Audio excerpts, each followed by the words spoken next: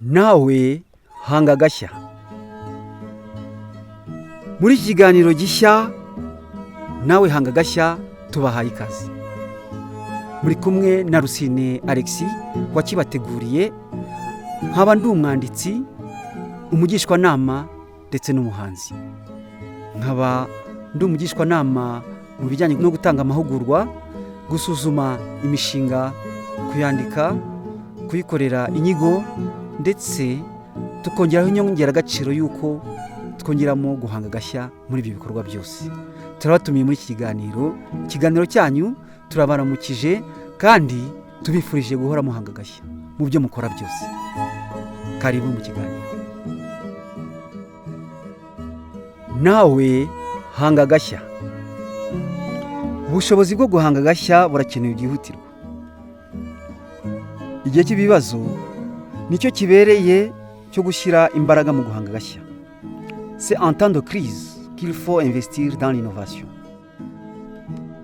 Turi mu bihe ibibazo by'urusobe byisukiranya ubutitsa. Ibibazo by'ubukungu, ibyorezo nka COVID-19, intambara hirya no hino, ihindagurika ry'ikirere n'ibindi n'ibindi. Ibi bibazo bigira ingaruka ku isi yose mu byiciro binyuranye by'ubuzima. Ibyo bibazo bikeneye ibisubizo by'umwimerere. Byongeye kandi turi mu bihe bimwe mu bisubizo bya kera bitagifite ireme ugereranyije n'ibibazo bihari. Bityo umuntu wese ushaka kwiteza imbere nta kintu akeneye nk'ubumenyi yakoresha kugira ngo ahange agashya. Ibyo ni nako bimeze ku bigo bya leta, ibigo by'abikorera ku giti cyabo, amakoperative, imiryango iharanira inyungu rusange n'abandi bose. Ibyo binemezwa n'ikigo IBM cyo muri Leta Zunze Ubumwe za Amerika mu bushakashatsi cyashyize ahagaragara mu mwaka w'2010. Ubwo bushakashatsi bwakorewe ku bayobozi 1541 b'ibigo byigenga n'ibya leta bo mu bihugu 60 birimo iby'ibihangange nka Leta Zunze Ubumwe za Amerika, Ubuyapani, Ubudage, Ubwongereza, Ubufaransa, Ubushinwa n'ibindi. Abo bayobozi ku rugero rwa 60% bemeje ko muri iki gihe cy'impinduka zihora zisukiranya bitewe n'ibibazo by'ingutu ibigo bayoboye bihura nabyo, ubushobozi bw'ibanze umuyobozi akeneye muri iki gihe ari ubwo guhanga agashya no kurema ibisubizo, creativity. Umwe muri abo bayobozi ukomoka muri Leta Zunze Ubumwe za Amerika abivuga muri aya magambo ati: dukeneye abazi guhanga agashya, tukabaha rugari, tukanabibahembera. Mu gihe isi irimo ihinduka byihuse cyane birenze mu bihe byashize, guhanga agashya biri ku isonga. Turi muri sosiyete ku buryo abatazashobora guhanga udushya bizabarangiraho, ibyo kandi mu byiciro binyuranye by'ubuzima. Ibi biragaragaza iki?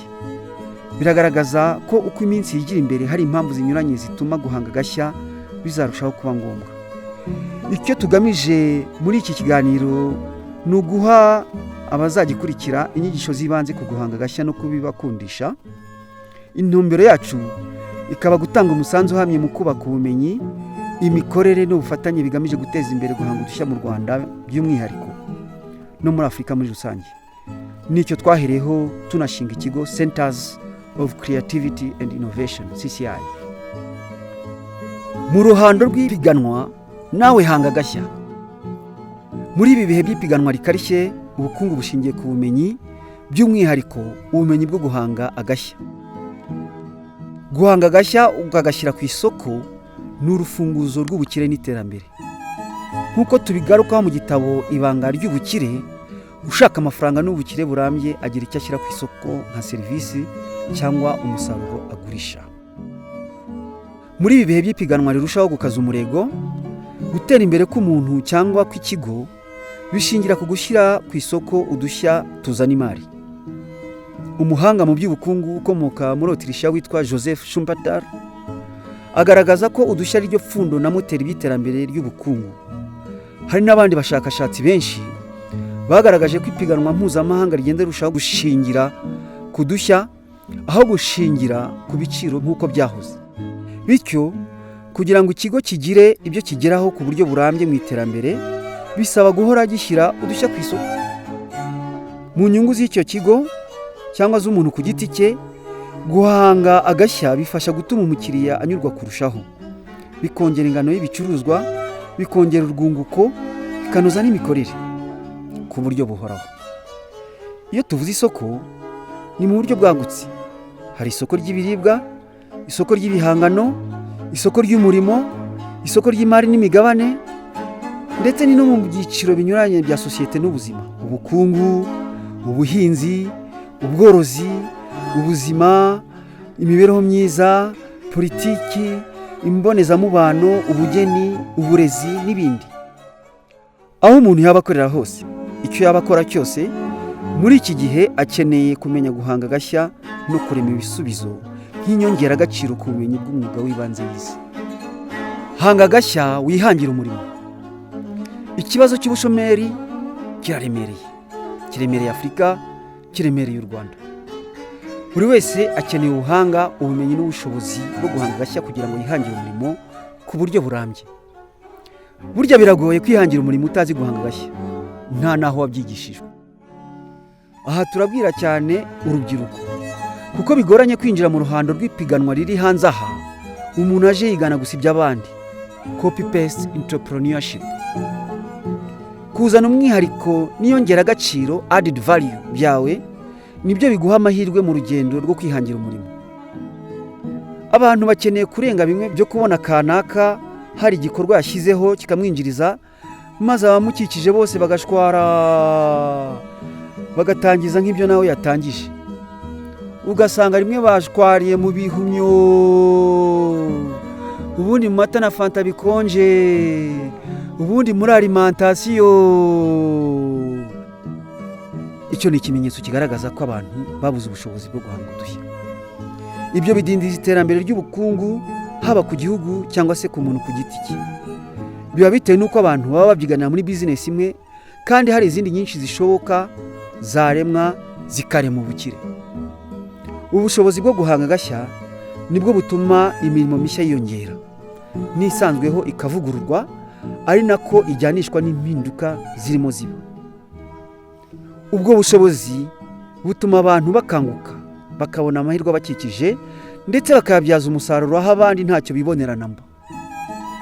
Ubwo bushobozi kandi butuma umuntu yihangira amahirwe. Babwire, ibi bihe turimo ni iby'abashoboye kwihangira amahirwe. Bamwe babona ikibazo gihari bakakiremamo amahirwe. Hari amahugurwa menshi atangwa agamije kwihangira imirimo, ariko akaba afite icyuho cy'uko adaha uwahuguwe ubushobozi bwo guhanga agashya no kurema ibisubizo. Hari aho atagera kandi h'ingenzi. Icyo ni cyo cyuho twabonye. Icyo cyuho kiri mu masomo atangwa mu mashuri menshi yo muri Afurika. Ni bangahe barangiza kaminuza bize isomo ryo guhanga agashya, kandi barangiza bagasabwa kwihangira imirimo? Nibwo usanga nyuma y'igihe abantu bavuga ngo twabuze icyo dukora. Burya kwihangira umurimo bikagira n'aho uha abandi umurimo, bisaba ubwo bumenyi n'ubushobozi bwo guhanga agashya turimo tubakangurira. Ibihugu biri mu nzira y'iterambere, cyane cyane ibyo muri Afurika yo munsi y'ubutayu bwa Sahara, bikeneye urubyiruko, ba rwiyemezamirimo, abayobozi n'abakozi bahanga udushya mu nyungu z'iterambere ry'umuntu ku giti cye, iry'ikigo n'igihugu muri rusange. Icyo cyiciro cy'abantu nicyo gituma amahirwe ari ku isoko rya Afurika azashobora gutahurwa, hakanahangwa ibicuruzwa, serivisi, imikorere n'imikoranire bishya byihariye, hagamijwe inyungu ihora yaguka n'iterambere rirambye. Hanga agashya utava ku isoko. Kugira icyo umuntu ashyira ku isoko ni ikintu kimwe. Kugumisha igicuruzwa cyangwa se serivisi bye ku isoko bigakomeza kumwinjiriza inyungu byo ni ikindi. Ibihe turimo ni iby'impinduka zihuse. Impinduka z'iterambere rya tekinoloji n'ikoranabuhanga, impinduka mu micururize n'ubuhahirane, impinduka za politiki, impinduka mu byo abakiriya bifuza, impinduka mu myitwarire y'abantu n'imico n'ibindi.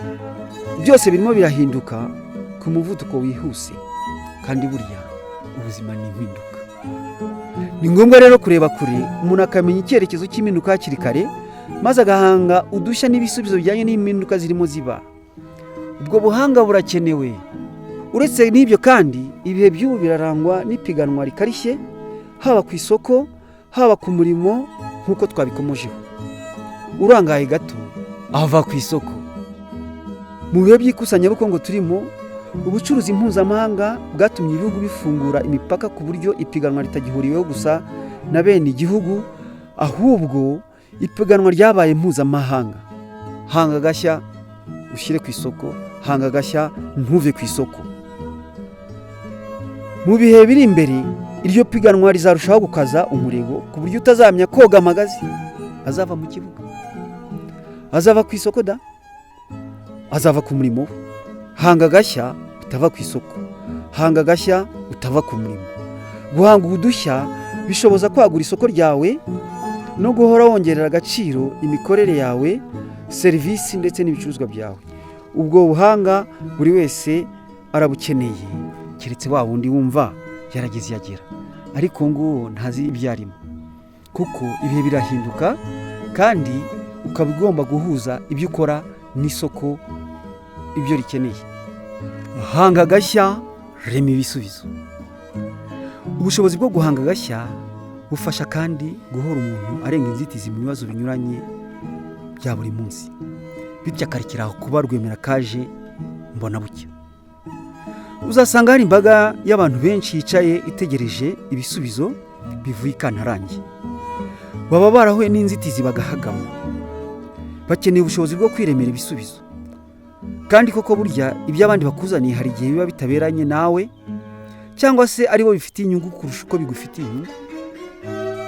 Nk'uko mu gitabo Ibanga ry'Ubukire, rema ubukire wifuza tubigaragaza, umuntu wese yifitemo ububasha ndengakamere bwo kurema.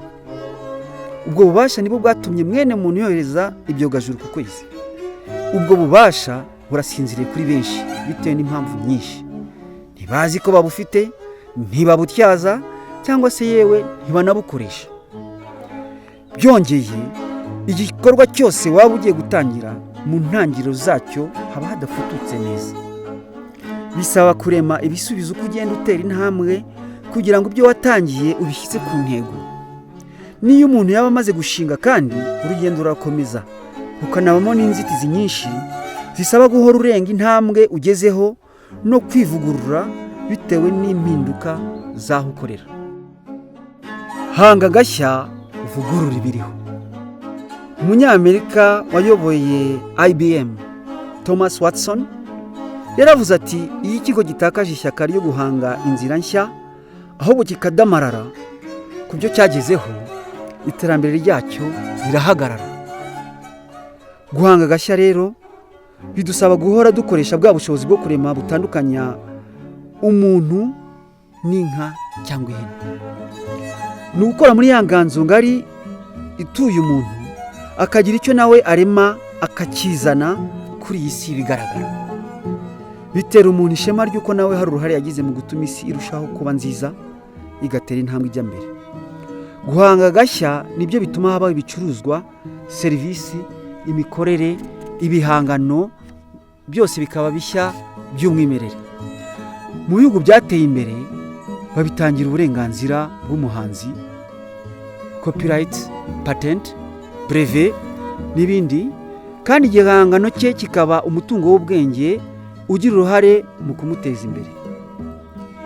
Igihe umuntu ahanze agashya aba atanze umuganda we mu gutuma hari intambwe iterwa mu kuvugurura ibisubizo bisanzweho, improvement ku bibazo biba bihari, cyangwa se hakabaho kuvugurura imikorere. Ni gutyo iterambere rishoboka mu byiciro binyuranye by'imibereho.